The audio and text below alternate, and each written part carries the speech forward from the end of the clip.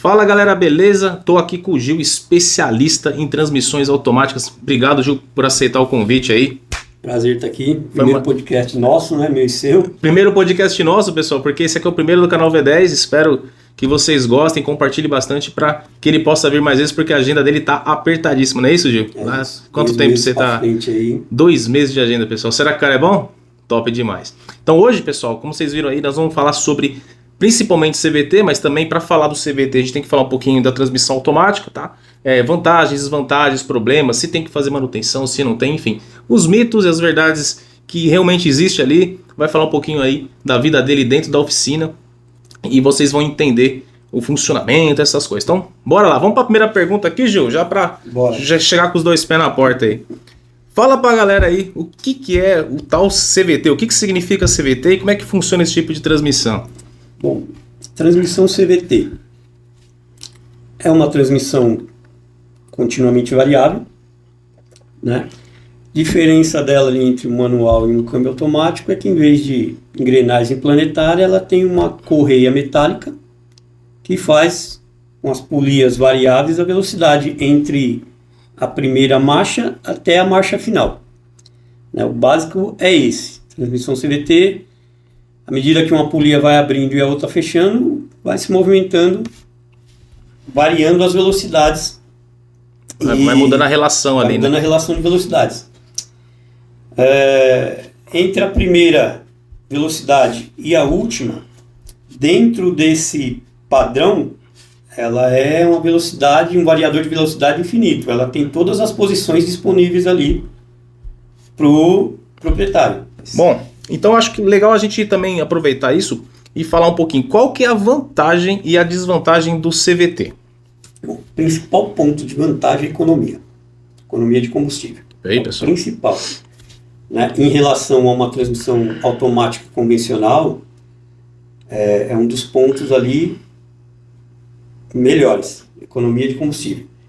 E outro ponto positivo é a suavidade o conforto da digeribilidade ali do carro, né? Então, porque assim, por exemplo, eu tive um Focus, e o Focus era transmissão automática convencional, aquele MK 2.5, né, que era um 2012. Certo. Cara, aquele carro bebia. Então, tem esse problema, né, porque às vezes a pessoa ela não tem a sorte ou ela não pesquisa e acaba pegando um carro muito bom às vezes, muito confortável, né? E aí pega uma transmissão que bebe muito. Então, já para matar um mito aí, CVT, vocês viram o Gil falando, é uma transmissão econômica. Então você vai... Diz aí para mim, o que você acha? Você acha que o CVT ele se assemelha com uma transmissão manual em termos de economia de combustível? Semelha. Olha muito aí, próximo, pessoal. Principalmente as mais modernas. Né? Depois a gente vai chegar nesse ponto aí entre as um pouco mais antigas e as mais modernas. As mais antigas, você tem ali uma perda na saída, da impressão que ela está saindo com um carro pesado, exceto algumas, né, que tinha embreagem de partida, como os primeiros Fits CVT ali, que saía já engrenado, vamos falar assim, a primeira marcha era manual, não tinha conversor, né, volante bimassa, mas o CVT convencional ele vem evoluindo muito.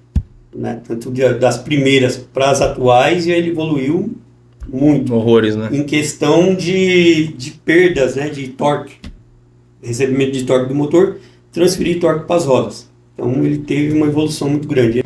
E negativo, assim, que você acha de que assim, tem muita gente que fala assim, não posso pisar muito, esse carro não aguenta peso. Até eu já ouvi até gente falar que não pode pôr carretinha em carro que tem transmissão CVT, cara. Mas é verdade, gente. A gente tá rindo aqui, mas é uma dúvida da galera.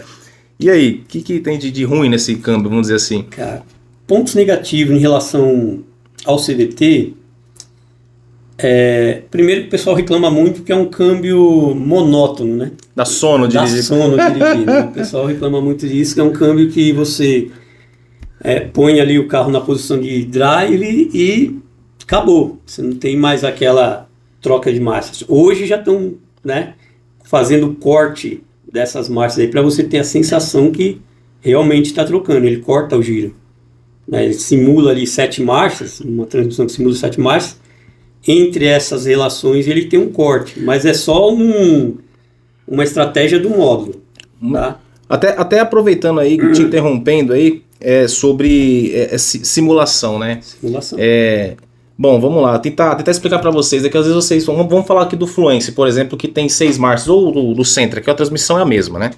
Simula 6 marchas aí. O famoso simula 6 marchas. Não, pessoal, assim, ó. JF01. E tem o 15 também, né? Esse daí. Esse foi melhorado, inclusive, né? Ele teve umas evoluções, né? Deu melhorado. Simulação de marcha, pessoal, ó, vamos lá. Não é bem uma simulação, porque me corrija aí se eu estiver errado ou explica aí pra galera. Existe. Que assim, a gente coloca o número, né, lá, mas é por quê? Porque tem uma posição que a correia vai estar. Então, assim, fisicamente ela vai estar na mesma posição. Se eu pôr na terceira lá, é aquela mesma posição dentro de uma infinidade. Isso, dentro de uma infinidade de posições. E aquela posição lá no meio, por exemplo, vai estar ali, não é isso? Ele bloqueia ali, ele tem um corte de fluxo que ele para naquela posição e simula como se fosse, tanto do começo do giro até o final do giro, simula uma marcha física, como se fosse um câmbio manual.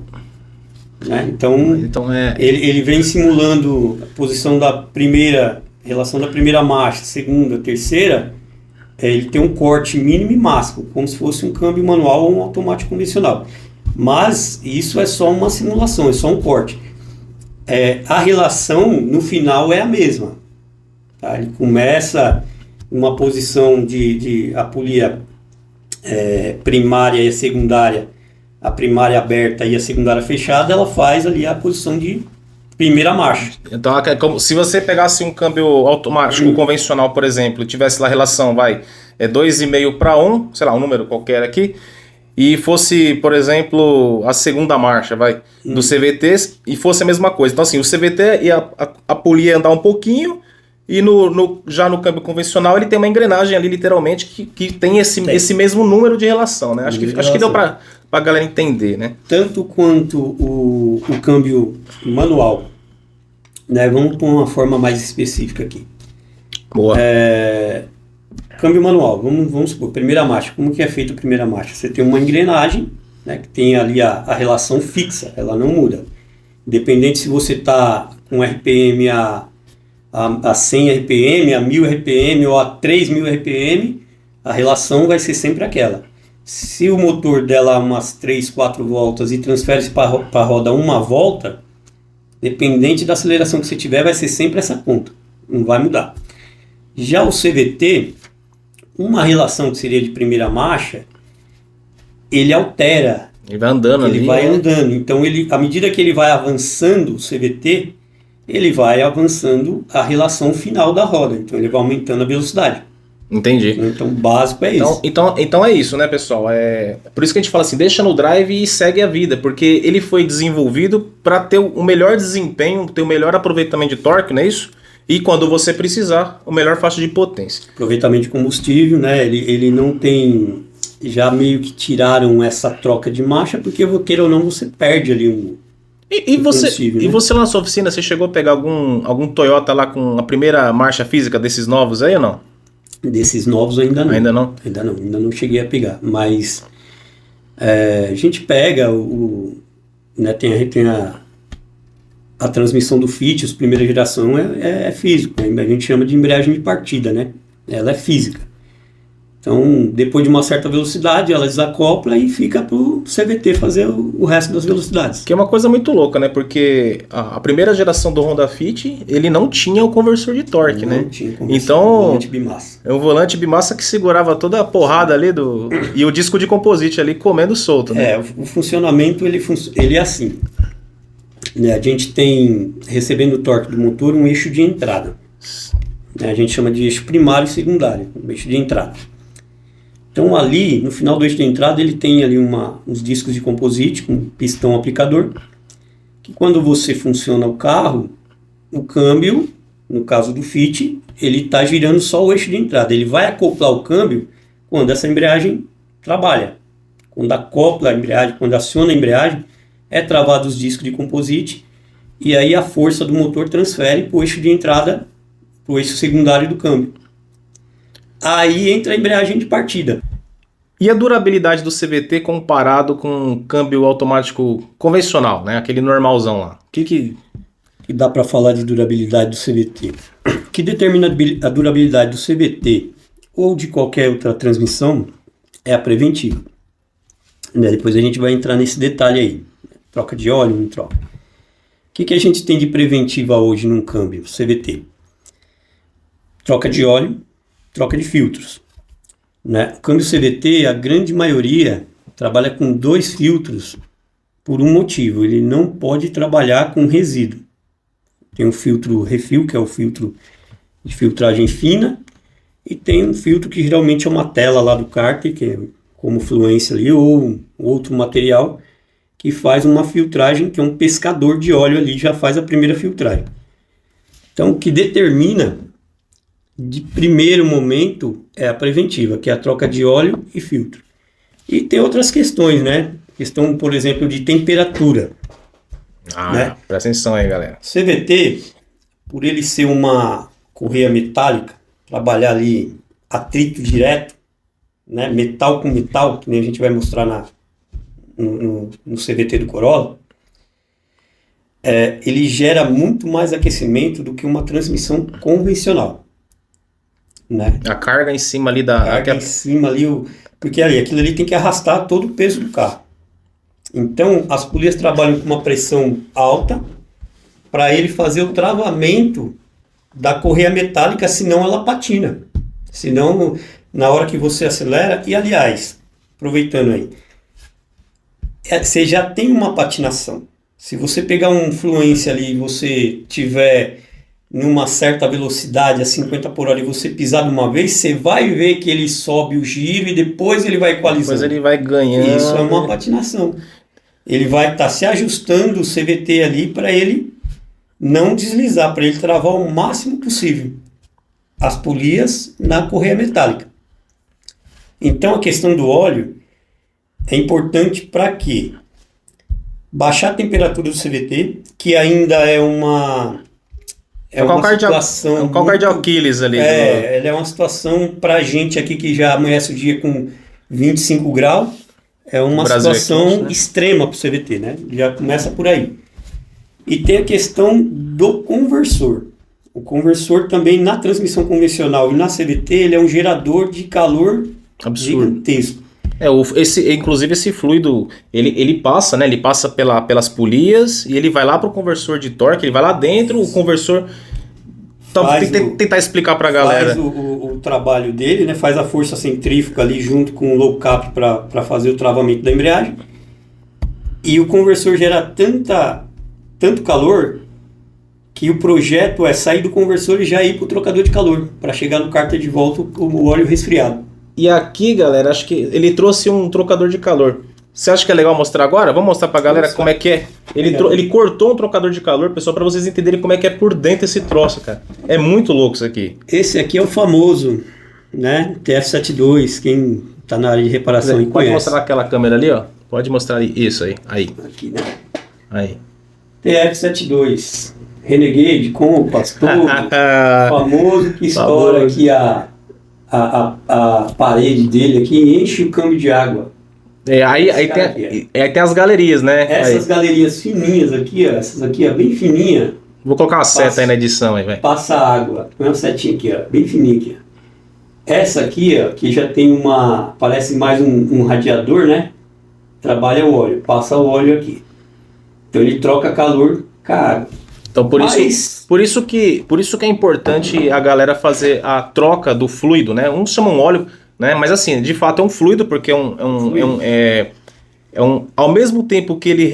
É muito louco isso, né, Gil? Ao mesmo tempo que ele tem que lubrificar todo o sistema, ele tem que gerar atrito. Por isso que ele falou da patinação ali, né? Então, ele tem que, além dele fazer a parte toda de lubrificação, porque o câmbio tem um monte de bucha, rolamento de esteira, tem N partes móveis ali que precisam de lubrificação. Além da questão da lubrificação, tem a questão de baixar a temperatura do câmbio. Que é esse cara que faz isso. Esse cara que faz. E o óleo ajuda muito. E aí, quando que mistura água e óleo, né? Dizem que não se mistura, mas esse cara faz isso acontecer, né? Faz e mistura bonito, viu? A falta de manutenção. Falta de manutenção. Principalmente questão, né, especificamente desses carros aqui, que é o TF72, que é Compass e Toro, Renegade aí, e outros também, né? Sistema de arrefecimento. Sistema de arrefecimento, viu, Sistema pessoal? de arrefecimento, Todo mundo sabe que eu bato na tecla do sistema de arrefecimento. Gente, não adianta. Tem que estar ok, água desmineralizada ali, limpa. Tem que estar com o sistema limpinho, não pode usar água da rua. Não pode usar aditivo específico para aquele modelo, né? Na concentração certa. Na concentração certa. Para esse cara aqui, ele não elimina problema, mas evita bem. Que aqui, se eu entendi bem a sua explicação, então vamos supor que tem a questão também da pressão, que no caso da Renegade específico, né? Porque a galera tá trocando isso aqui. Lá na sua oficina você faz esse trabalho? Faz esse trabalho. A gente põe tanto o kit verão como um trocador mais reforçado, né? É um kit à parte. É um kit à parte. Não, então você não troca pela mesma peça? Não troca, porque essa peça, o que acontece, né? Isso aqui é um defeito crônico desse câmbio TF72. Outros câmbios também pode ocasionar. Acontece também misturar, mas é muito mais difícil. Agora esse aqui não. Esse aqui é direto, aparece lá com o câmbio TF72 com água. Então, melhor coisa é você já troca esse cara. Melhor coisa é trocar, eliminar o problema, porque tem N questões aí, né? O pessoal tem um estudo que fala que é a condutividade da água que faz... Não, tem de tudo, né? Tem um outro que fala que é os minerais da água, tem que pôr desmineralizado, que o pessoal põe água de torneira. Tem situações que ela fala que é aditivo errado, tem um monte de informação cruzada na internet referente a isso. Só que todos os carros que chegam lá, a gente faz uma entrevista com o cliente ali, né? A grande maioria relatou que quando estoura isso aqui, eles estão numa situação de extremo calor, ou numa serra, ou num trânsito. Quando você tem lá um carro numa temperatura muito elevada, o que acontece com o sistema de arrefecimento? Ele aumenta a pressão. A pressão aumenta. Isso aqui, essa paredezinha aqui, ela é muito fina. Essa paredezinha aqui. Essa galeriazinha ela é muito fininha. Bem fininha. Aumentando a pressão, ela rompe. Né, ela tem uma força maior sobre isso aqui. Tá? Então acredito que isso aqui também influencia, porque ele não avisa. A maioria ele estoura de uma vez. Então ele entra água no câmbio de uma vez. Ele não é aquele negócio que te avisa. E aí no caso que, por exemplo, da Renegade, do Compass, esses carros que utilizam esse trocador de calor aí, tem esse problema. Qual é o primeiro sintoma que dá no carro? Ele perde força? Primeiro sintoma é o câmbio fica estranho. Você sente já uma diferença. Né? O câmbio, você já vai colocar ali um dele, já demora um pouquinho para engatar, dá ali um tranquinho às vezes você sai de uma troca de primeira para segunda, o câmbio fica diferente. Não dá pra gente falar o que acontece de primeiro, porque os discos de composite, ele praticamente derrete. Pega lá, ele trouxe aqui, pessoal, um disco de composite, olha que bacana. Explica aí pra galera, mostrando aí, olha o tamanho disso aí, pessoal. Isso aqui, ó, disco de composite, A245 Corolla, tá? Esse disquinho aqui, ó, ele já tá soltando material aqui, ó, tá vendo? Soltou um material aqui. O que acontece? Isso aqui é um material feito de celulose, né, colado na peça e vernizado. Quando tem o choque térmico com a água e o contato com a água, esse descola. Ele acaba descolando daqui. Então, dependendo da temperatura e proporção de água que entrar, não dá para prever o que vai acontecer primeiro, qual deles vai descolar primeiro, entendeu? Então, mas vai dar ruim. A certeza que você tem é que você tem um problema. Essa é a certeza. Legal, cara. Então, bacana. Um dos pontos do trocador de calor, você consegue evitar mantendo a água ok, mantendo o óleo do câmbio também, né, em dia.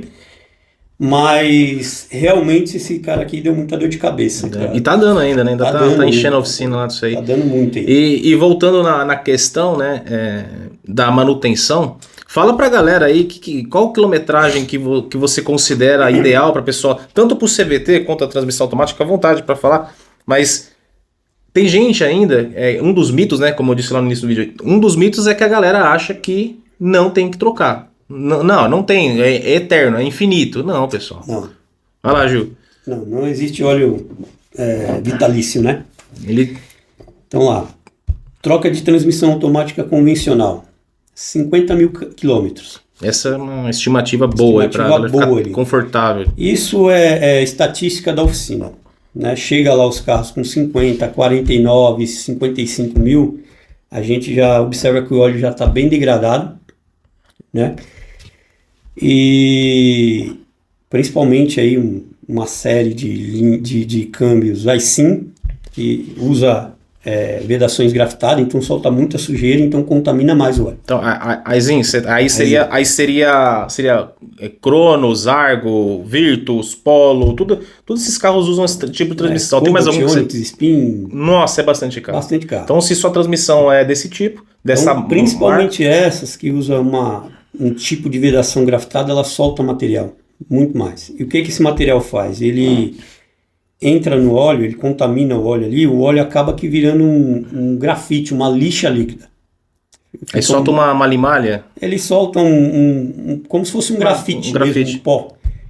Então, quando você observa um óleo ruim, você vê que o óleo tem resíduo, ele mexe, ele parece uma tinta. Nossa, cara. Parece quando você jogou uma bisnaga numa tinta que fica misturando. E aquilo ali ele vai comendo bucha, ele vai comendo as válvulas do corpo de válvula, até os discos são móveis, tá? Ele trabalha se movimentando lá no giro do câmbio, então os discos também precisam de lubrificação aqui. Então o óleo define a durabilidade do câmbio em geral, tanto dos composites como do sistema de rolamentos, de bucha, tudo. No caso do CVT, é ainda um pouco mais grave, né? Porque o caso do CVT, o óleo do CVT, né, a gente sabe que demorou muito para ser desenvolvido. E é um óleo que tem um poder alto de lubrificação e uma baixa viscosidade. É quase uma água, né? A baixa viscosidade do óleo por conta das polias, né? Pode ser um óleo viscoso ali, porque ele precisa ter o agarre das polias ali, o travamento das polias. Então é um câmbio que para o CVT eu indico 40 mil, 40, 45 mil km ali, você troca o óleo, troca os filtros. Troca os dois, né? Você troca o metálico e troca total de preferência, né? Porque tem a questão da parcial também. Boa. E então, aproveitando, né? Muita gente fala assim, até em concessionária, hein, pessoal? Olha só.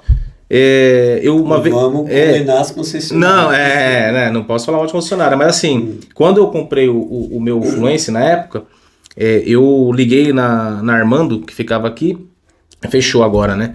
E perguntei, eu queria fazer a troca, porque o carro tava com 97 mil quilômetros, né? E eu falei, não sei se foi trocado. E eu sentia que assim, eu já conheci um pouquinho de CVT, mas assim, você conhecer, porque você andou e você ter é diferente, né?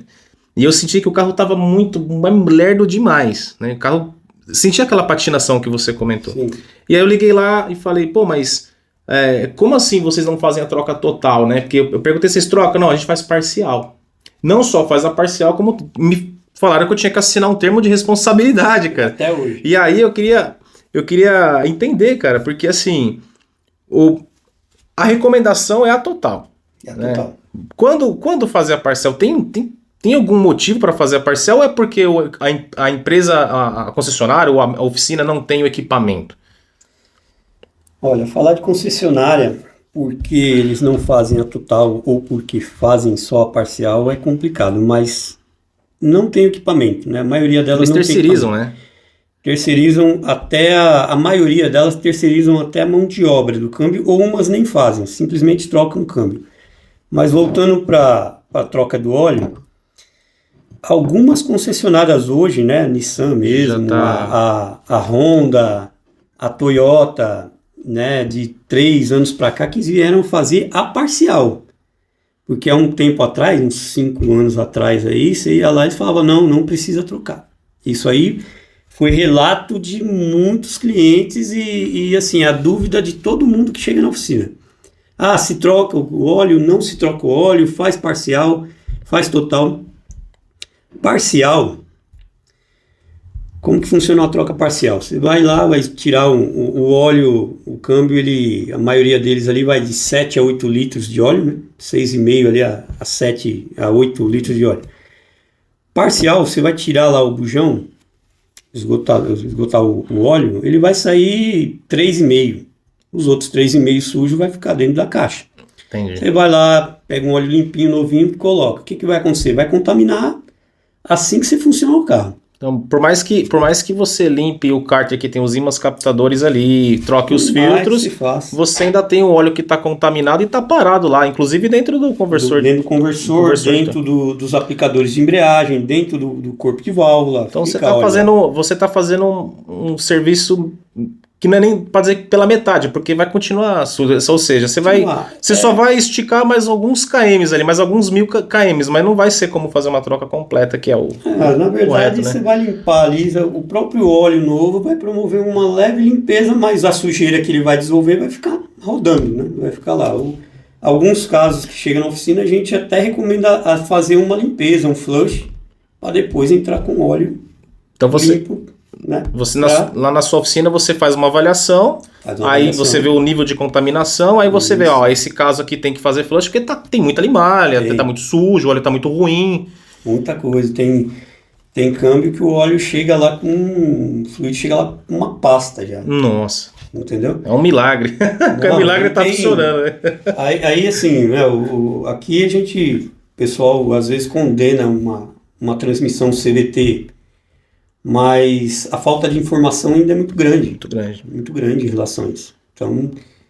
Então se você fosse colocar uma limitação de KM entre o ideal, uma preventiva ideal, e o máximo para assim, não deixa passar disso, que depois disso já nem vale mais a pena trocar, que ainda tem esse negócio, né? Tem uma galera que fala assim, pode trocar, não pode trocar. Como é que esse pode, não pode?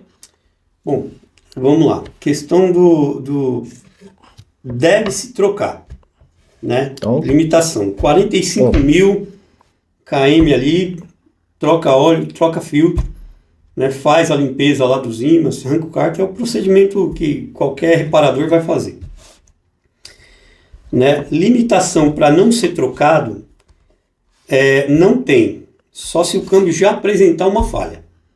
Né? Por exemplo, a maioria dos clientes chegam lá já querendo remediar o que não tem remédio. Já chega lá com o carro patinando, já com o carro já dando um tranco, porque as válvulas do corpo de válvula já se desgastou em relação ao óleo sujo.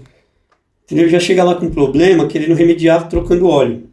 E aí, às vezes eles nem querem nem falar o problema, ele fala, não, troca o óleo para mim. É o famoso o cliente que é técnico, o cliente técnico. Entendeu? Então ele não vai ter um sucesso nisso aí, porque ele já aconteceu pior. Você tocou num assunto interessante, você falou do tranco, né? Então assim, tanto a transmissão CVT quanto o automático pode dar trancos, e o motivo é esse corpo de válvula também, né? Corpo de válvula também. O óleo da transmissão, ele circula por todo o corpo, inclusive circula dentro da bobina do solenoide.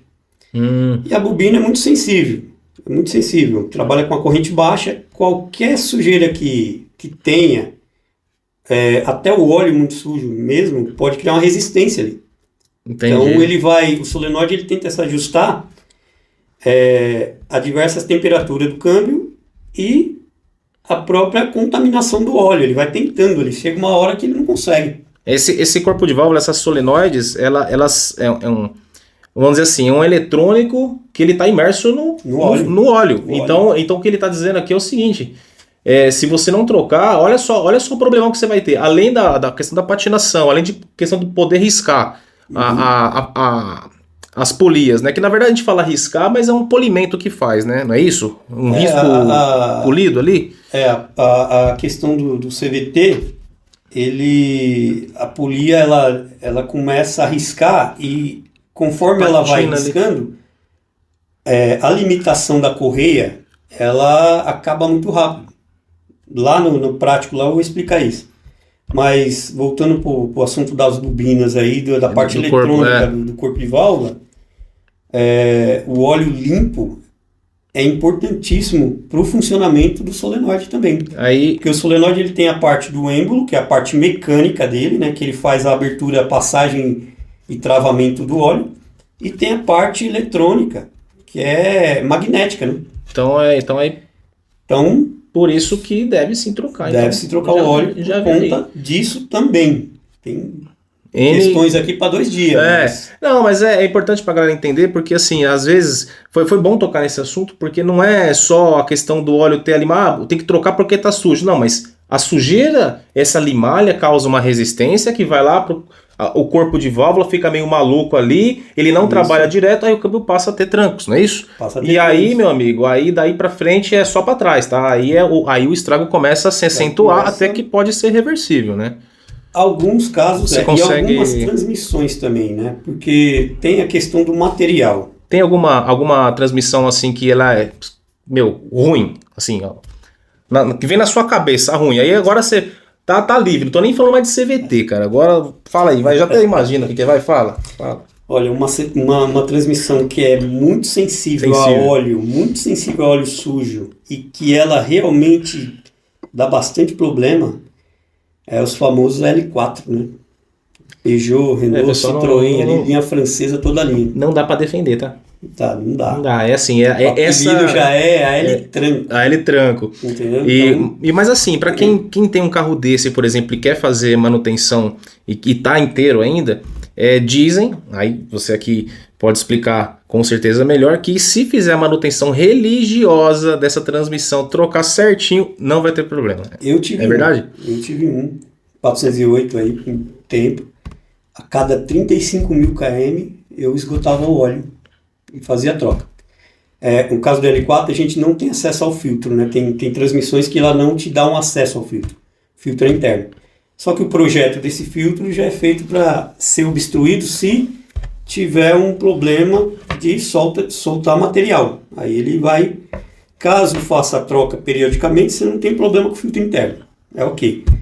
Então a transmissão L4 é uma transmissão que requer um cuidado a mais que as outras.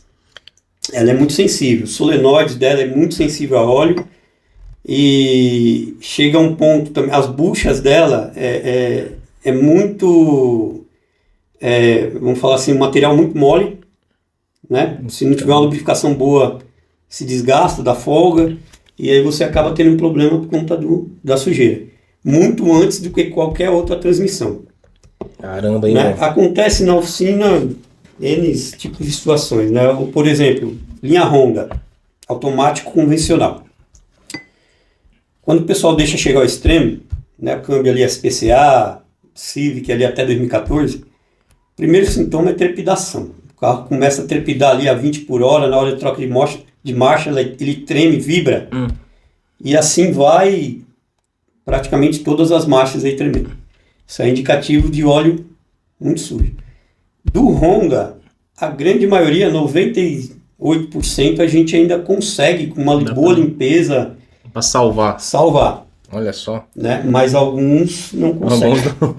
Alguns não conseguem. E CVT teve uma grande evolução, né? Então a gente falou aqui chegamos a comentar aqui até do primeiro Fit, que não tinha o conversor de torque. Falamos do Fluence, que está lá também no Sentra, né? O Jático. Mas assim, evoluiu bastante, né? Hoje você diria que uma transmissão CVT ela é bem confiável. Tem algum percalço, alguma coisa que tem que ser observada além da manutenção religiosa ou não? É mais robusto? Voltando um pouco nesse ponto, eu falo que assim, o pessoal às vezes vai com uma dúvida na oficina, o que você prefere, a transmissão automática ou a transmissão CVT? Então vou deixar uma parte clara aqui.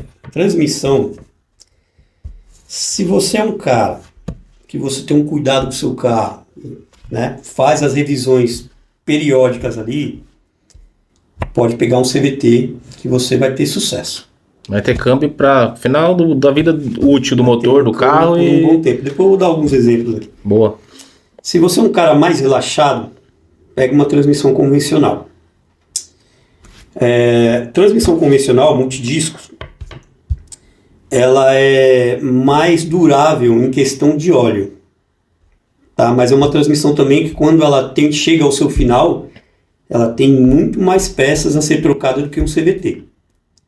Então, é uma transmissão mais durável em questão de óleo, de troca de óleo, né? Ela aguenta mais em questão de troca de óleo. Então, se você é um cara relaxado, e aquele cara que os mais antigos aí que só gostam de fazer a manutenção quando quebra. Ah, só corretiva. Então, nossa, compre uma transmissão convencional. Se você é aquele cara que pode, né, fazer a manutenção periódica no prazo que a montadora, a fabricante do câmbio pede, do câmbio, não do carro.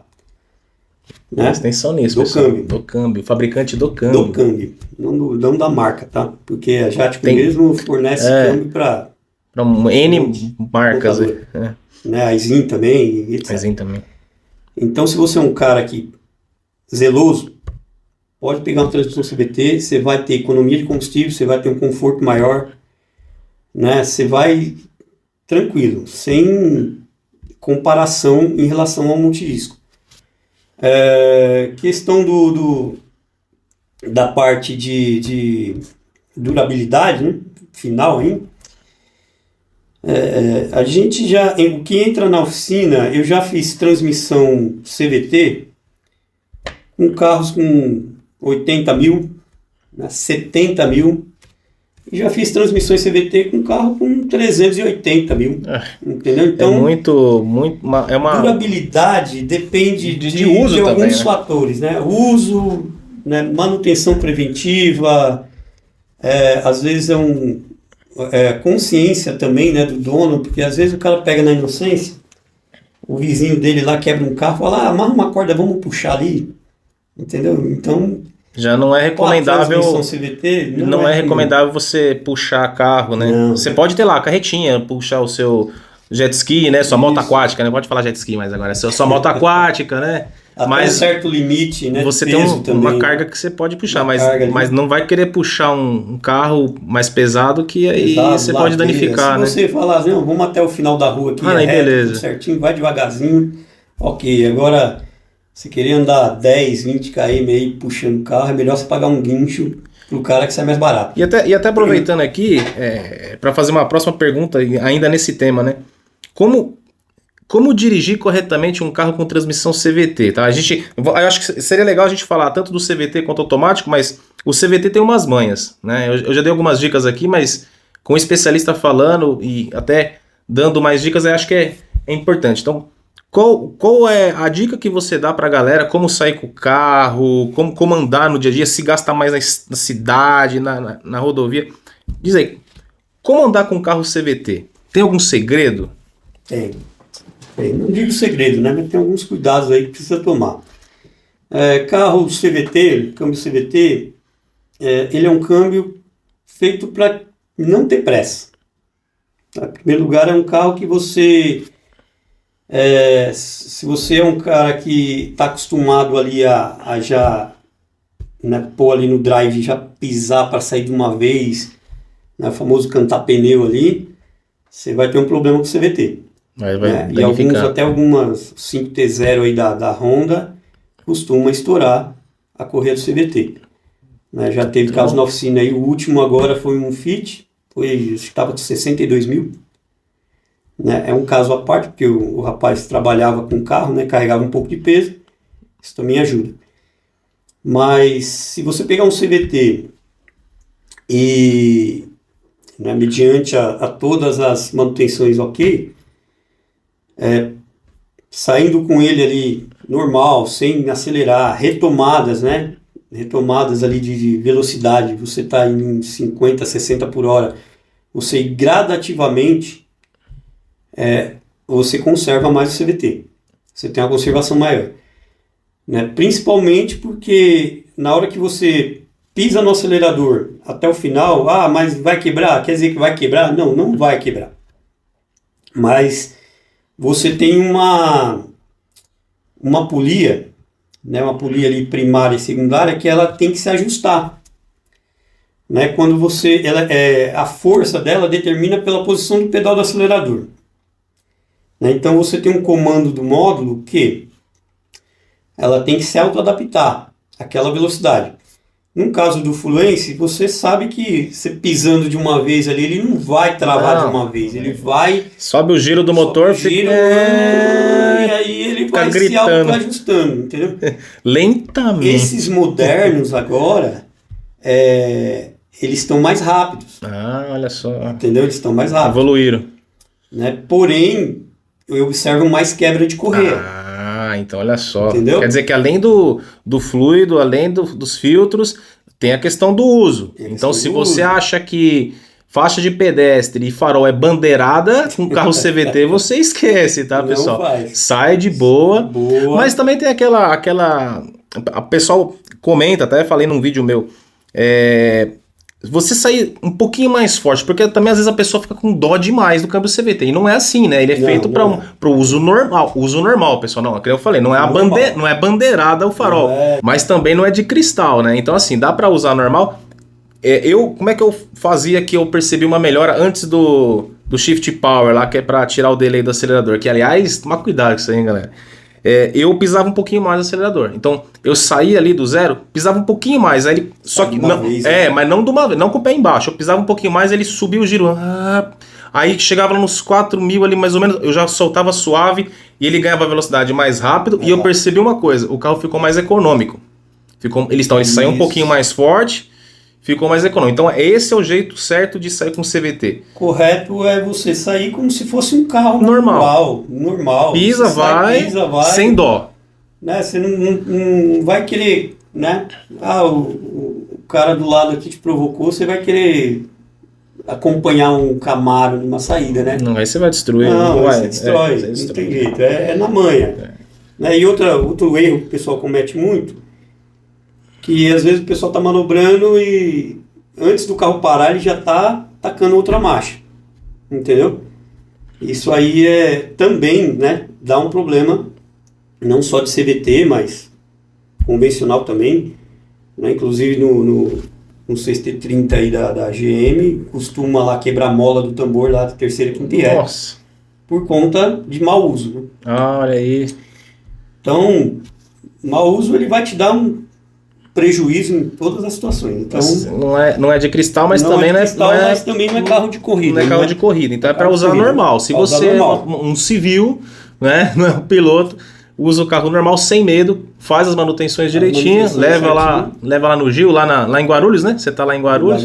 Inclusive, pessoal, vou deixar o endereço aqui na descrição. Você tem link vou deixar o link aqui do Google Maps. Telefone, tudo, WhatsApp, vai estar tudo aí embaixo aí, tá bom, pessoal? Ô Gil, o câmbio CVT, em relação ao tradicional, automático tradicional, ele aguenta torque? Ele aguenta torque, né? Ele tem toda uma estratégia ali das polias para ele aguentar torque, para ele expandir a velocidade em uma situação rápida, né? De pisa total ali no acelerador. Porém, o automático convencional ele vai atingir a velocidade mais rápida. Né? O CVT, mesmo os CVTs modernos ali, isso na prática, né? Ele tem uma certa perda, mas ele aguenta torque sim. Então, desde que também esteja com tudo em dia. Né? Então, o automático convencional, ele tem uma resposta mais rápida, né? Principalmente os mais modernos. Entra também uma estratégia de lock-up, né, de conversor de torque, mas ele aguenta, o CVT também aguenta um torque alto, aguenta ali um final, né, de um começo da aceleração a um final de aceleração, ele aguenta, porém tem a perda dele que é normal, né. E questão em relação ao automático convencional,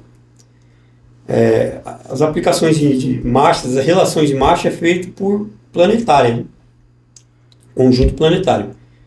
Então, ele já está meio que aplicado, ele já está engatado. Né? O que faz ele aplicar é só os discos, travamento dos discos de composite. Porque ele é físico, né? A engrenagem já está ali, só depende do disco. Nelar, solar, conjunto planetário já está ali. Tudo ali. Ele só depende do travamento do disco, que funciona muito parecido com um sincronizador de uma caixa manual, né? Entendeu? Ele gira ali, aí vai, a hora que ele pega a velocidade, ele já acopla e já entra. Então, assim, a resposta dele em relação à entrada de torque do motor e a saída para as rodas é maior do que a do CVT. Né? Hoje em dia, o CVT, né, vamos falar um pouco da evolução do CVT. Hoje em dia, o CVT aumentou um pouco a área de trabalho, né? a área de polia ali, ela expandiu tanto, né, ele expandiu tanto para a velocidade final como para a inicial. E o trabalho da low cap, que é o conversor de torque, o trabalho da embreagem no conversor, ele ficou mais curto, porque algumas transmissões, você tem uma aplicação, para quem não sabe o que é uma aplicação do low cap, é uma embreagem física que, aplicada, ela transfere uma volta do motor para uma volta do câmbio. Então, e para uma volta da roda. Então, ela fica um por um, ela fica uma relação direta. Né? Para cada RPM do motor, ele transfere para as rodas aquele RPM. Ele não tem mais a perda de relação. Fica como se fosse a embreagem de um carro mecânico. Carro convencional, igual. Então, no low cap, umas transmissões mais antigas, a gente tinha ali uma aplicação dessa embreagem em terceira marcha, em segunda, final de segunda marcha, né, como é o caso do L4. E as transmissões CVT modernas, final de primeira marcha, ele já está aplicando o low cap. Não é um travamento de uma vez, né, que nem tem nas antigas, mas conforme vai aumentando a aceleração, ele vai se acoplando ali, para transferir em uma mínima relação, em uma mínima velocidade, ele já tem o travamento. Isso aí ajuda em tudo, né? Ajuda na economia de combustível, por isso o CVT ele é mais econômico, principalmente os mais modernos. Então o CVT mais moderno ele tende a patinar menos, né? Tende a ter uma menos perda, né? Uma menos sensação de patinação. Porque é esquisito mesmo, né? A primeira vez, depois você se acostuma, né? Sim, né? Sim. Você pegar aí você pegar hoje aí um Toyota, um Nissan Versa, um Sentra mais novo, você vai perceber que a reaceleração e a aceleração você tem um carro ágil. Você tem um carro bem mais ágil que um CVT antigo, mais antigo, né? Um JF011 mesmo, vamos dar um exemplo dele aí. Então, hoje você tem uma relação de marcha e uma relação de torque, né, em relação à entrada e saída, muito mais eficiente. Tá? E voltando, né, aquela questão lá de durabilidade do CVT, tudo, tem relatos lá que a gente trabalha muito com o pessoal de aplicativo, né? Então, assim, dá para fazer um monte de testes, porque o pessoal está sempre voltando para fazer a manutenção. Você testa óleo, né, monitora KM, monitora a temperatura, faz um monte de testes aí. E tem uns clientes que pegaram um carro com 20 mil, 30 mil, foram na oficina com 50, 45 mil trocar o óleo, fluido com os filtros, e à medida que vai passando, às vezes dá uma escorregada ali, troca com 60, às vezes troca com 50. Mas está trocando, Está trocando. Então, a gente monitora isso também. Aí você já vai... Tem casos aí que tem um cliente lá de perto que ele pegou o carro com 16 mil, hoje o carro está com 320 e poucos mil. CVT. Tá vendo? É só fazer a manutenção em dia. Então, assim, não tem regra. Não tem... E tem uma outra questão também, né? A gente já falou de temperatura do óleo, né? A importância de manter o líquido de arrefecimento ok. Tem uma questão também, né, que o pessoal fica sem entender e a gente também fica sem saber explicar para o cliente. Mas meu carro ele quebrou com 100 mil km e eu fiz as trocas e eu fiz a manutenção ok, né? Tem a questão da idade, do tempo de uso, né? Tanto o CVT como a transmissão convencional, ela é uma transmissão pressão hidráulica. Para atingir essa pressão, tem vedações. Vedações internas de uma transmissão é um O-ring, é uma borracha. Então, vai passando o tempo, aquilo ali deteriorando, esquenta, esfria, aquilo vai ter um ressecamento. Ele vai ter um ressecamento, e eu costumo falar que transmissão em geral, né, CVT, automática, em geral, você vai fazer todas as manutenções, mas vai chegar uma hora que ela vai pedir uma manutenção interna. Né? Aquilo ali tem um ressecamento e você vai ter que, em determinado momento, trocar um reparo. Não tem jeito. né? Tem um tempo de vida útil, não é só o KM rodado. Tem um tempo de vida útil. O próprio tempo está agindo, né? O próprio tempo está agindo. E tem uma questão também relacionada ao uso severo, né? Ah, muito bom. Tá? Tem uma questão aí, porque se você pega dois carros iguais, e esse carro você tirou zero, os dois carros. Um exemplo aqui. Se você usa um carro, você pega uma rodovia, por um lado aí que não tenha trânsito, você vai até o seu local todo dia, roda 150 km ali, entre ida e volta. Você roda 75 km para ir, 75 para voltar, numa rodovia sem trânsito. Pode falar. E esse mesmo carro, você pega, por exemplo, a marginal aqui, pega o trânsito ali, 30 km para ir, 30 km para voltar, num trânsito, na situação que o carro liga a ventoinha ali umas 100 vezes ali entre ida e volta, você tem um câmbio que ele vai te dar um problema antes, né? Você tem um uso severo desse carro. Você vai pegar um trânsito ali de manhã, um trânsito à tarde, naquele sol de 40 graus aí, às vezes bate. Você tem um uso severo, então você vai ter um carro que ele vai te dar um problema com menos KM do que alguns outros. Então não é um KM exatamente, é uma combinação de fatores, né? O uso, a sua região, né? Manutenção preventiva, é tudo né? Você tem que ir cercando ali para tentar identificar para conservar o máximo possível, né? Peças de qualidade, lógico, né? Também não pode esquecer disso. E agora a pergunta aí para os que já estão com problema. Vamos lá. Vale a pena consertar, sei lá, estourou a correia, por exemplo, lá do CVT, tá? Vamos falar do CVT especificamente, daí depois a gente pode falar do automático. Estourou a correia. Sei lá, pegou esse caso, por exemplo, que você disse que o cara fez a manutenção, mas por algum motivo estourou a correia ali, tá? Vale a pena consertar, trocar, ou vale a pena arrumar uma outra caixa? Isso aí tem uma relação direta com o carro. Um exemplo. Tem transmissões. Vamos falar aqui um exemplo aí, um Honda Fit primeira geração, né? É um carro que o último foi em 2008. Né? Você vai pegar uma caixa dessa usada, de 2008 para cá já tem ali mais de 14 anos aí.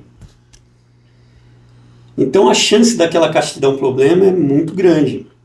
Muito grande, porque você está pegando uma transmissão que tem 10 anos de uso se for original. Se for uma caixa reparada já, a gente tem no mercado aí peças com a qualidade muito ruim e peças melhor que a original da marca. Dependendo até melhor que a original. Dependendo até melhor que a original. Né? Tem vários upgrades aí para câmbio, tá? Várias peças que saíram, principalmente questão de DSG, né?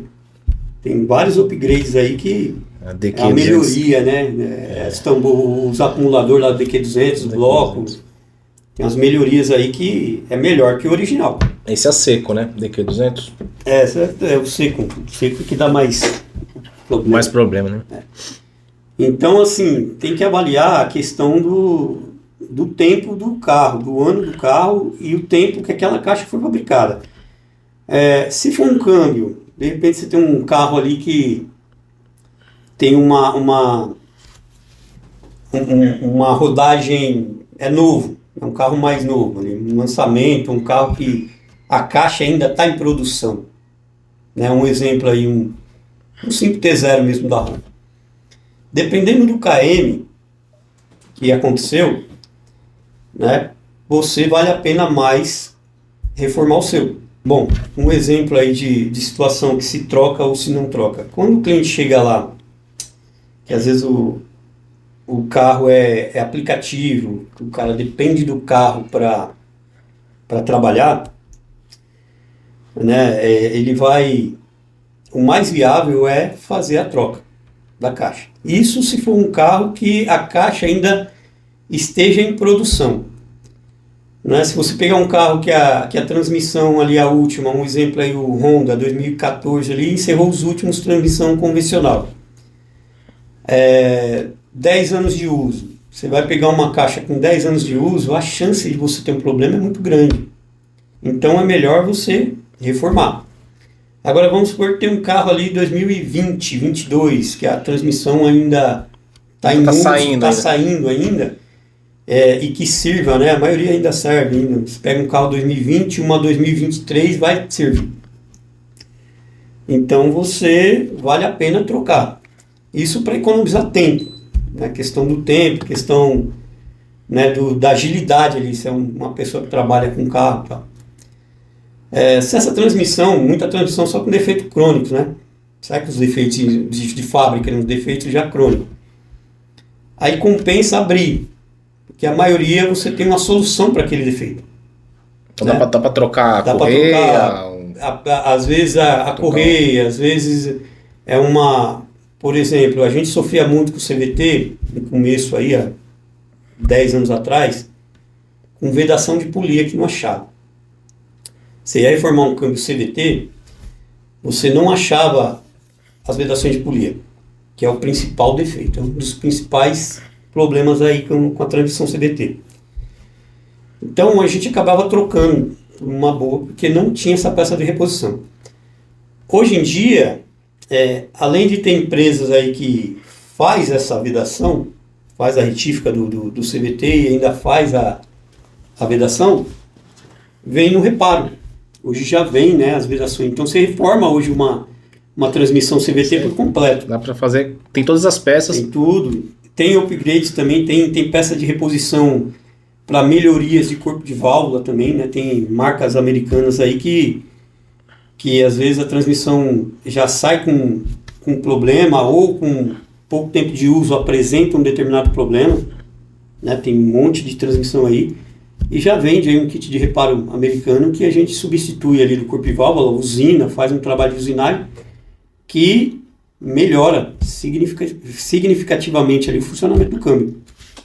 Legal. Então a gente chama de upgrade, né? Tem vários aí. Você vai estar trocando a peça original, fazendo o reparo e já colocando mais robusta, melhor projetada. Isso. Né? Tá vendo? Nada como... Então a parte assim, se vale a pena trocar ou reformar, depende muito da situação, depende muito do carro, tem que avaliar, depende muito do uso, se usa para trabalhar, se não usa para trabalhar, entende? Então tem toda essa questão, né?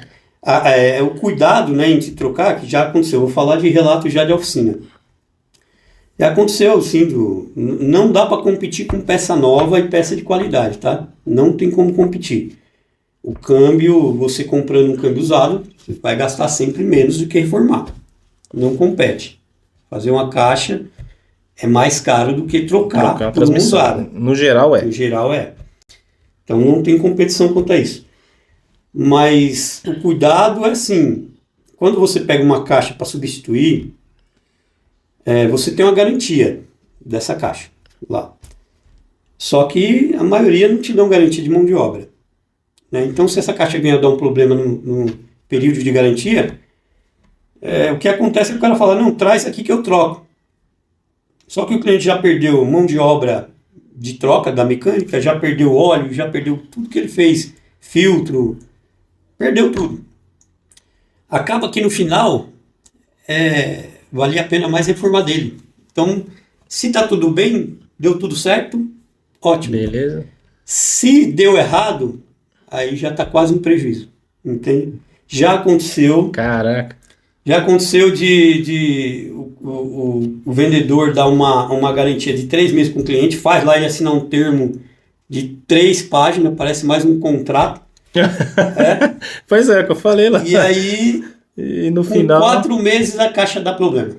Aí o cara vai lá, o cara, não, mas você usou um mecânico errado, deu um mau uso, você fez isso, você fez aquilo, e por lei o cara não te troca a caixa. Acaba que você gastou um dinheiro alto e voltou para o zero. Vai ter que fazer tudo de novo. Entende? Então, essa relação, se vale a pena trocar ou reformar, depende de um monte de fatores. Depende do carro, depende do uso, depende da pressa. Algumas concessionárias não recomendam a troca ou não trocam. Simplesmente eles não fazem. né? Então, em qual situação, de fato, não se troca o óleo da transmissão? Vamos lá, uma pergunta boa. A gente já falou aqui que, né, precisa ser trocado, mas os clientes, a maioria, ele tem essa dúvida, porque ele chega na concessionária e algumas aí, principalmente hoje ainda está mais maleável, mas antes eles batiam na tecla que não se trocava. Se trocar pode te dar um problema. Uma dúvida bem pertinente. Uma dúvida bem interessante e você recebe todo dia, né, entre ligações e cliente lá na oficina. Então assim, câmbio automático e CVT convencional, ele trabalha com pistão aplicadores. Situação que não se troca o óleo é quando você já tem um vazamento interno da caixa, né? Vou dar um exemplo aqui. Vou tirar aqui, cuidado. Aqui. Vamos lá, você tem uma transmissão, né, um câmbio que você usou ele 100, 80, 120 mil km e não trocou óleo. Se esse câmbio não te apresentou nenhum problema, é feita uma avaliação, né, para identificar se já tem um vazamento interno ou não. Uma situação que não se troca, vamos dar um exemplo aqui, pessoal. Ó. Aqui a gente tem um pistão aplicador, que é uma borracha vulcanizada no metal, e aqui a gente tem um pistão aplicador convencional, tá? Vedação interna aqui e vedação externa. Então o que acontece? Quando você tem um óleo que está lá dentro da caixa, um óleo já degradado, sujo, esse óleo ele engrossa, ele já está um pouco mais pastoso, mais denso. E aí você tem uma situação de ressecamento desse pistão ou dessa vedação. E você vai para a oficina para fazer uma troca de óleo. Esse cara aqui, ó, que trabalha travado aqui, o fluxo de óleo entra por aqui, ó, e empurra esse pistão para cima, travando os composites. Tá? Quando você tem um ressecamento, o fluxo de óleo começa a vazar por aqui. Né? Aí se trocar o óleo... Começa a ter um vazamento. Quando você faz a troca, você está substituindo um óleo já denso, cheio de material, cheio de resíduo pastoso, por um óleo limpo e fino. Ou seja... Vai aumentar. Vai piorar a situação nesse caso. Vai piorar a situação nesse caso. Essa situação não se troca. Porque já é um câmbio que já tem um problema. Já tem um defeito, já tem um vazamento de uma fuga de pressão interna. Uhum. E você colocando um óleo limpo, você vai aumentar essa fuga interna. Então, se você tem uma patinação leve ali, a tendência é o quê? Correr para a oficina para trocar o óleo. Nesse caso, o câmbio já está condenado. Aí já pode ser tarde demais. Vai trocar, vai sentir um pouquinho, vai ficar legal ali na hora, mas não vai dar muito tempo, ele já vai... Em alguns casos nem fica legal. Já teve situação na oficina que foi avisado para o cliente, ele insistiu, e o carro nem saiu da oficina, ele nem fez o engate. Nossa, cara. Já estava vazando numa proporção muito alta e a gente explicou tal para ele. Ele mesmo assim viu por aí que se trocar resolve e fez a troca e ficou. Piorou. Então é importante que as pessoas saibam que o troca não troca, quem vai definir é o profissional. Tá, pessoal? Então assim, não é porque seu carro está com 180 mil, você nunca trocou, que não vai trocar. Não, tá? Dá para trocar, desde que seja feita uma avaliação. Seja feita a avaliação. Quanto tempo você trabalha com transmissão automática? Transmissão automática, em torno aí, somando o tempo todo entre especialidades, né? Porque antes a gente era uma mecânica em geral, pegava outro serviço e pegava a transmissão também. Né? Não tinha essa variedade que tem hoje, mas pegava também. Então, só com transmissão, 10 anos. Especificamente? Só transmissão. Um pouco antes a gente já pegava algumas transmissões, mas não era 100% Então, o que é hoje. Você já tinha uma oficina ali? Já tinha uma oficina. Então, isso, com o carro a gente já trabalha há 30 anos. 30 entre anos. Mecânica, 30 anos de experiência. Mecânica geral, mecânica câmbio manual, né? Então, teve situação de câmbio manual, câmbio de van e etc. Mas com transmissão automática, 10 anos. A oficina virou especializada em transmissão automática, somente. A transmissão escolheu você, né? A transmissão escolheu.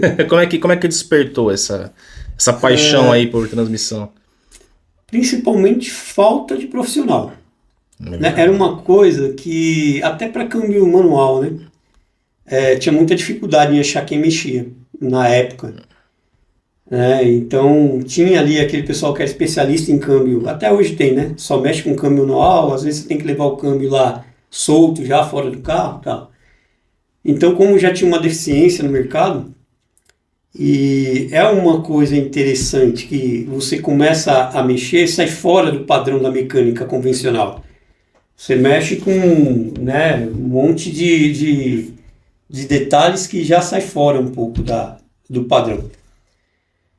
Então, a escassez de profissional chamou a atenção. No começo foi isso. Quando eu comecei a trabalhar só com transmissão manual, a procura era muito maior. E dali foi começando a virar para transmissão automatizada e transmissão automática junto com a manual. Então você também mexe com a iMotion? Também. Power Shift, tudo que é robotizada, Easytronic, ainda aparece Easytronic lá? Não? Aparece. Easytronic está uma situação de peça, né? Não acha. Já faz muito tempo que parou, né? E questão da transmissão automática e manual, a gente começou a mexer, mas a proporção para manual era muito maior, né? Aí depois a gente começou a mudar devagarzinho a oficina só para transmissão automática. E aí aglobou um monte de situações. E aproveitando o gancho, né? A transmissão automática, ela tem a parte hidráulica, a parte mecânica, a parte eletrônica. Desde que mecatrônica, módulo e tal. O reparador, para mexer com a automática, ele já tem que ter passado, tem que ter uma boa experiência com injeção eletrônica, tem que ter experiência com ABS, tem que ter experiência com direção elétrica, mesmo que for o básico, e com elétrica. Muito câmbio hoje chega na oficina, muito carro hoje chega na oficina com defeito, que para o cliente é câmbio. Mas às vezes é uma injeção eletrônica, é um ABS, um sensor de ABS, porque assim, a transmissão, o módulo de transmissão, ele recebe parâmetros, né? Ele recebe velocidade tirada do ABS, tem um sinal de entrada e de saída de velocidade do câmbio. Então, por exemplo, alguns modelos, se você tiver uma roda do ABS que não estiver fazendo a leitura, o sensor estiver zoado, alguma coisa desse tipo, não estiver marcando o módulo de ABS, pode mandar o câmbio em proteção, pode colocar o câmbio em proteção. Olha só que interessante. Que nem o caso muito comum, que pra galera que me segue aí, a maioria ainda tem influência, acontece muito isso, né? A galera apareceu a avaria no câmbio, né? E lá o Fluence, ele tem no painelzinho dele lá uma mensagem em branco, que é um aviso só, né? Tipo, olha aí, um alerta. Uma luz de aí quando fica laranja, é tipo assim, ó, tem merda. E quando fica vermelha, deu merda. Deu merda. Então, assim, quando ficava laranja, aparecia assim, tá? Muda a mensagem. Eu até falei, tem um vídeo sobre isso que eu falo. Avaria na transmissão ou avaria no câmbio. Mandar verificar, parece isso. E tem tudo a ver isso que você tá falando da parte elétrica. Porque simplesmente uma falha que a gente chama de misfire, né? Quando você olha no scanner lá, o misfire é falha de queima, né? Então queimou um cilindro, falhou uma vez, outra, beleza. Quando o carro dá aquela falhada, e pro módulo, no caso específico desse carro que eu tô falando, ele aparecia essa mensagem. Quando aparecia laranja, acontecia dele entrar até em modo de emergência. É justamente, olha que legal. Um outro caso que eu queria tirar a dúvida com você, não sei se você já pegou, um colega meu tinha um Up iMotion, e ele resolveu inventar de colocar LED. Fala aí, Gil, Já fala aí. peguei, já. E aí, conta aí pra gente, dá um exemplo aí. LED. O que acontece com a transmissão quando você troca uma lâmpada, que não é original do carro? Ela começa a cair no D e fica piscando o D ali. O carro não anda. E não anda, não vai. Luz de freio queimada. Queimada também dá isso aí? Dá. Sensor de... Isso aí já vale para todos, tá? Automático, CVT, automatizado. Sensor de pedal do freio. Cebolinha, famosa cebolinha. Cebolinha de freio ali, mas ele vai no pedal ali, né? Sim. Sensor de pedal de freio ali. Aquilo ali te dá um problema, você não tem low cap mais. Você não tem embreagem de conversor. Ele não vai saber quando desativar, porque a Redcam pega o sinal do pedal, né? O módulo indica o sinal do pedal de freio. Se você está ali com a low cap aplicada, você pisa no freio, ela tem que desaplicar. Se o módulo não recebe o sinal que está... Para ele tá freado, cara. Para ele não tá freado. Certo, não tá freado. Certo. Pode mandar o câmbio para emergência também. Olha só. Você fica sem sinal ou o câmbio fica maluco. Você fica sem low cap, a low cap desativa. O carro fica fraco, dá muito L4. Caramba. Nossa, e quando o carro entra em modo de emergência, o que o cara tem que fazer? É assim, o modo de emergência geralmente fica em terceira marcha, aplicado direto, não sai disso. Dependendo do defeito, você desliga e liga, ele retorna, certo? Mas a maioria não, né? Isso aí é feito por um cara pro carro que entrou em proteção, ele vai levar o carro até um local para fazer uma parada de segurança, para não parar no meio da rodovia, né? Até aí tudo bem, só que se você ficar andando com o carro em emergência, você vai pegar uma subida ali, ele vai patinar e vai queimar os discos porque ele está em terceira. Olha só. Ele vai sair fraco. Ele vai queimar a caixa, entendeu? Então, tem N situações aí que manda o carro para emergência e o pessoal acha que é problema no câmbio. Se for falar, dá mais um dia aí de podcast. Fica pra próxima. Fala aí pra galera, Gil, o caso mais desafiador que você pegou na sua oficina. Se a gente for colocar o caso mais desafiador, tem vários, né? Tem vários aí. Os mais desafiadores, né? Os mais desafiadores é quando você tem um lançamento de uma transmissão e ela ou sai com problema crônico ou já vem em seguida com defeito, porque vai mudando. Mas teve um que eu me recordo, que foi um Sentra 2020, uma transmissão, se eu não me engano, JF17. E o carro era 2020. Novinho. Novo, no mesmo ano. E esse carro entrou na oficina com um problema de CVT, que ele andava, mas não desenvolvia. Ele andava, era como se o carro tivesse em proteção, mas sem estar em proteção. A gente desmontou essa caixa, né, olhou os detalhes, reparou ela, trocou as vedações lá que estavam um pouquinho diferente do padrão normal e montou no carro, mesma coisa, né? Aí já passamos para a parte de módulo, a parte eletrônica. Fizemos lá um teste no módulo, trocou e tal, e nada. Esse aí parecia sem solução.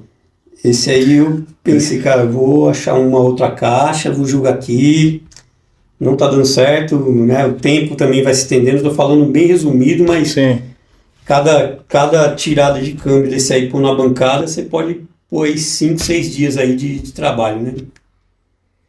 Então o tempo vai passando e você vai desanimando. Esse aí foi um dos mais desafiadores, né? No final de tudo aí, o que aconteceu com essa caixa?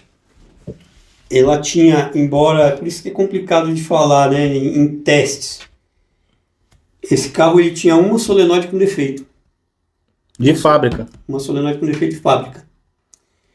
Uma solenoide de pressão da polia primária com defeito. E o defeito, como que a gente tem teste de solenoide hoje, né?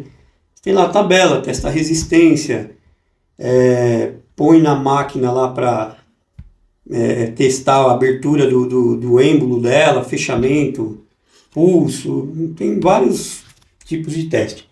Ferramenta para abrir o solenoide, verificar por dentro se não está travando. Tem todo o tudo. aparato lá para... Foi feito tudo isso, todas as solenoides perfeitas, passavam em todos os testes. Ô, louco. A solenoide. E assim, curiosidade desse câmbio é que assim, as duas solenoides, uma delas que deu defeito,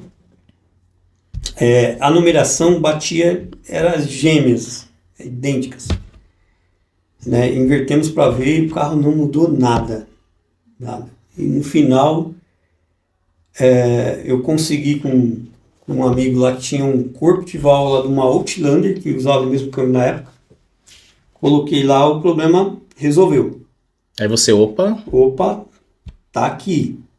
Beleza, tiramos de novo. Vou falar, ou é o corpo, ou é a solenoide. Mas o corpo, como era um carro novo, e o óleo estava novo, original ainda, a gente já que meio, né, não descarta, mas desacredita. Coloquei as solenoides antigas, que era mais fácil, né? Deixei o corpo velho e coloquei o corpo novo com as solenoides antigas e o carro não mudou. O defeito está na solenoide.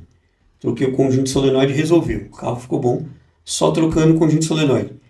Só que como a gente já estava, sei lá, um mês com esse carro lá na oficina ou mais, aí eu queria achar o problema, porque já estava próximo, né? Você trocou todas as válvulas? Tirando e fui trocando uma por uma, porque no scanner... E cada vez tem que desmontar tudo. Isso. Nossa, cara. Como foi um carro que era, né, novo, câmbio novo, modelo novo, a gente não tinha as referências de parâmetro no scanner.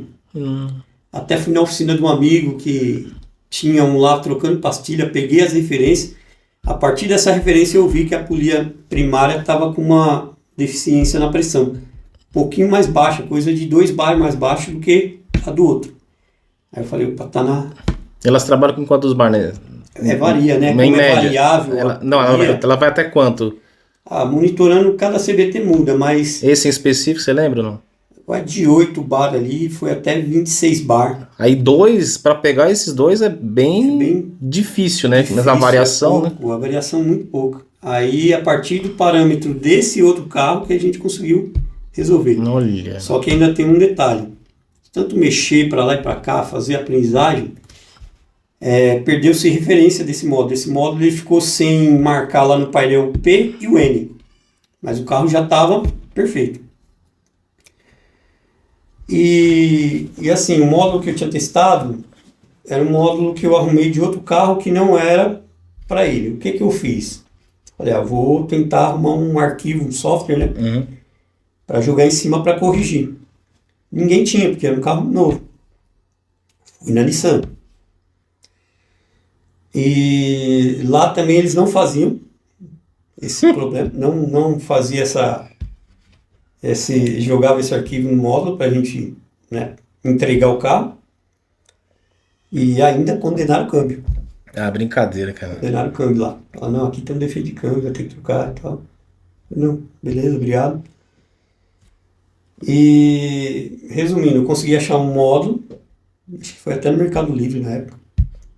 Paguei barato, relativamente em vista do módulo da transmissão, você tá falando? Módulo da transmissão. A gente jogou lá, ficou perfeito. Aí você já tinha achado a válvula, só faltava isso? Só faltava isso e entregou o carro. Mas assim, cara, isso aí eu tô falando... Realmente foi esse foi o bichão, hein? Porque é um carro novo e até hoje, né? Os começos aí dos DSG, né, até os começos dos Power Shift, tudo que é novo e dá um defeito muito rápido, você não está equipado para aquilo ali. Não tem referência nenhuma. É a primeira vez com todo mundo, né? Todo mundo. Então os mais desafiadores são os primeiros aí. Legal, cara. Depois disso, né, você já fica antenado. Fala, aquela solenoide ali já deu defeito, né? Até hoje, né? Agora você já sabe, né? Agora passou mais uns 10 lá, já é mais tranquilo. Ô Gil, o que diferencia um reparador especializado em transmissão automática de um reparador comum? O mecânico, tá? Que faz todos os serviços aí. Bom, a principal diferença aí é a parte técnica. Informação. Né? Eu costumo falar que o reparador mecânico geral, como eu já fui um dia também, a gente começou com oficina mecânica geral, fica um leque muito grande para ele se especializar em tudo. É praticamente impossível ele se especializar em tudo. Freio, suspensão, ABS, câmbio, né? Então é uma coisa que abre um leque muito grande. A principal referência, a principal diferença disso aí é a parte técnica. Cursos, especializações, atualizações, né? O reparador de transmissão, ele não pode parar de estudar. Então vem uma transmissão nova, você vai lá e faz o curso, com montadora, com grupos, tem tudo isso daí. Tem tudo isso aí. A gente, né, vai em fórum, tem várias empresas aí que promovem, né? Então participa de eventos também. Eventos, tudo relacionado à transmissão. E, né, o princípio ali você já tem. Então quando lança uma transmissão nova, você tem que correr atrás da informação, crônicos, defeitos crônicos, ferramenta também, né, de diagnóstico e a parte operacional. E a diferença é que o reparador que ele é específico, acredito eu que em todas as áreas, tá? Direção elétrica, airbag, ABS, etc. Ele vai buscar mais informação, ele tem que estar em constante aprendizado. Ele não pode se acomodar. Até para câmbios antigos, a gente está sempre tendo atualizações, né? Então a gente tem grupos de WhatsApp, a gente tem parceria com escola que fez curso, que saiu uma transmissão nova, entra boletins, né? E, transmissão tal, né? Que nem chega para mim às vezes aí uns boletins últimos aí, foi a transmissão 6R50, 6R80 aí, que dá problema de conversor, de corpo e válvula, etc, DSG. Então a gente tem toda uma estrutura para estar entregando para o cliente um serviço de qualidade. E caso o mecânico ele já tem um bom conhecimento, ele está afim, ou simplesmente a pessoa ela quer começar a mexer, ela quer se especializar em transmissão automática, qual o conselho que você dá, por onde começar? Essa é uma pergunta muito boa. Primeiro conselho, não seja aventureiro. Tá? Primeiro de todos aí. O que a gente recebe muitas ligações aí é de mecânico que foi lá, entrou um câmbio automático, ele se aventurou. Abriu a transmissão, ou não encontra nada, ou monta, né? Esse dia eu peguei uma transmissão lá num Hyundai que veio faltando metade de peça. Então assim, primeiro conselho, não seja aventureiro. Vai atrás de especialização, vai atrás de curso, de equipamento, né? Tem fóruns aí, tem grupos, e começa pelo básico, tá? Tem muita gente fazendo o quê? Vi um vídeo no YouTube e vou fazer assim que vai dar certo. Não condenando, tá? Tem muita coisa no YouTube que é top, mas é muito complexo.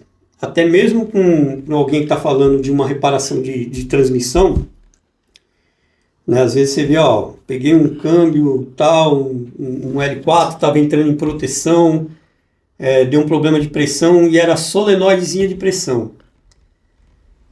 Quem trabalha com a reparação sabe que para o L4 dar um problema de pressão, tem 10 coisas dentro do câmbio que pode ocasionar o mesmo defeito. Um exemplo é que nem como se fosse um carro falhando um cilindro e você tem lá válvula de cabeçote, anel quebrado, bico, vela, cabo, bobina e etc. Só que na hora do vídeo ele descobriu que é uma vela, ou um caso uma solenoide. Ele falou, o defeito é esse aqui, ó. Então ele não está mostrando todos os testes, nem dá para ele mostrar. Tem todo um caminho para chegar no diagnóstico. E esse caminho do diagnóstico ali que ele fez e ele mostrou, não é para reparador, é para o cliente final. Entendeu? Não é para você ir lá olhar um cara que pagou lá um bom dinheiro, como eu e muitos aí já, com tudo, todo equipamento, oficina, curso, tudo. A gente até pode falar, o defeito é esse, está aqui, o defeito desse específico. Mas às vezes você tem um problema em outro lugar. Então assim, o vídeo ele não é para reparador, ele é para levar o serviço para a oficina. Para o cara que está com o mesmo problema de pressão lá entrando em proteção, trazer o serviço para a oficina. O reparador que está começando, ele vai lá, olha isso aí, ele vai fazer o que? Ele vai trocar aquela solenoide. Entendeu? E às vezes não está ali. Não é aquilo ali, exatamente. Ele não fez o caminho que o rapaz do vídeo fez. Não é desmerecendo, né, o profissionalismo de ninguém. Claro. Só que, principal conselho, vá atrás da informação. Estuda. Faça o caminho certo do começo, estuda, se especializa e dá certo, dá tudo certo. Hoje tem curso aí muito bons, escolas muito boas, né? Até quando comecei aí, a gente tinha mal uma dica técnica, hoje tem muita coisa aí, né? Hoje tem bastante coisa. Antigamente você era limitado lá, o Dr. Iê lá, lembra? Dr. Iê. Dr. Iê, que nem a revistinha aí, o Mecânico. O Mecânico, tá ali uma revistinha do Mecânico. Você fazia, era muito pouca informação, né? Hoje já, né, o caminho ali, né, o YouTube, ele te dá muita coisa, muitos caminhos ali para você começar. Você tem algum exemplo prático aí de algum aventureiro? Aí você conhece alguma história que deu ruim? Muita gente me liga, né, que fez um reparo na transmissão, não deu certo, abriu, fechou, né, então mecânicos que pegam aí o serviço, às vezes é cliente dele também, o cliente até insiste, confia no trabalho do cara, e o cara é um profissional excelente na mecânica, na área que ele faz. Mas a parte de transmissão é totalmente diferente da mecânica convencional. Né? Porque às vezes você vê o defeito ali, você enxerga o defeito no carro, mas você tem que garimpar. Você tem que abrir, você tem que entender, você tem que ter intimidade com aquilo ali. Né? Então tem um exemplo aí que foi o que mais chegou no topo ali. Foi um rapaz que ele fez uma transmissão dual logic, uma troca de embreagem, e me ligou, falou, fiz a troca aqui e tal, o carro não está engatando, né, eu vi que tem que fazer uma aprendizagem, como é que é? Ele tinha um scanner lá, eu dei uns toques para ele, fez, liberou o carro, ok. Posteriormente ele me ligou que ele pegou um L4 para fazer. E gravou um vídeo lá, falou, o carro estava assim, dando um tranco de primeira para segunda, patinava, não tinha terceira e quarta marcha e tal. Aí ele me mostrou lá uns detalhes, falei, faz isso, isso e isso, e deu um toque básico para ele, acertei aqui. Deu certo. E isso sem curso, sem ferramenta apropriada, o cara pegou aleatório aventureiro. Foi se aventurar. Esse é o L4. L4. No terceiro, esse cara ele pegou, se eu não me engano, uma X6 para fazer. Nossa, velho. Né, o câmbio da X6 aí. Baratinho pra caramba. Da nova, não era antiga não, era mais nova. Nossa. Parece que ele tinha cobrado um valor de cliente lá que beirava em torno ali dos 17 mil. Resumindo, para não ficar uma coisa muito longa, não deu certo. Essa caixa ela queimou e cada vez que um câmbio sai ela queima, que é muito rápido, ela gera um prejuízo aí de 50% a 60% para o reparador.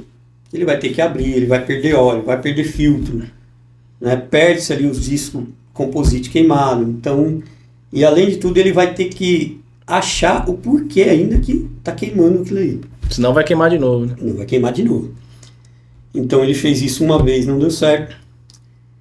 Fez uma segunda vez, só que aí já foi um pouco mais longe, já teve que pagar guincho. Porque o carro já o cara já mas tinha tem o custo cedido do lá guincho, que já não é barato. já tinha cedido os guinchos do seguro já, e ele teve que pagar o guincho. Então já gerou um prejuízo para ele já. O lucro já foi. Já está no prejuízo. Tá? Aí ele reparou, pediu informação para mim, pediu informação para outro, tentou, só que a gente não tá com aquilo na oficina. Você não está vendo, você não está pegando ali, né? Uma coisa é informação, outra coisa é você tá vendo. Resumindo, ele fechou essa caixa 4 vezes. Não deu certo. Então ele já ficou num prejuízo.